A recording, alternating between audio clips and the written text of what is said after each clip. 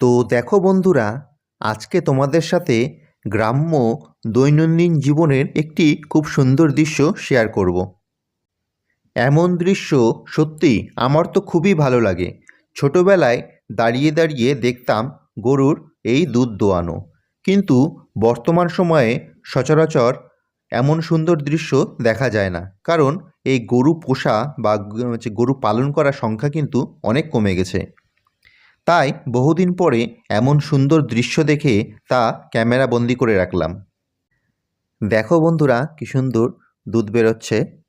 আর খুবই ভালো লাগে, এই দৃশ্যটা তো আমার খুবই ভালো লাগে। এবং ছোটোবেলায় যখন এরকম দুধ দোয়াতো তখন কিন্তু আমি দাঁড়িয়ে দাঁড়িয়ে দেখতাম, খুবই সুন্দর লাগতো। খুব ভালো লাগে এই দৃশ্য। আর দেখো বালতির ভিতরে কেমন দুধগুলো বেরোচ্ছে।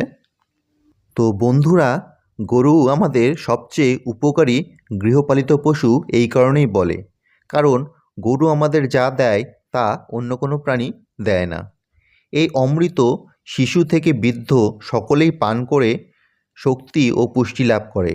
আর এই কারণেই গরুকে মাতৃরূপে স্নেহ ও সম্মান করা হয়ে থাকে, কারণ গরু তার এই দুধসম অমৃত দিয়ে আমাদের বাঁচিয়ে রাখে।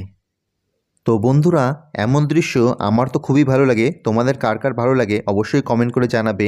আর তোমরা কারা কারা এমন সুন্দর দৃশ্য দেখেছো সেটাও অবশ্যই কমেন্ট করে জানিও।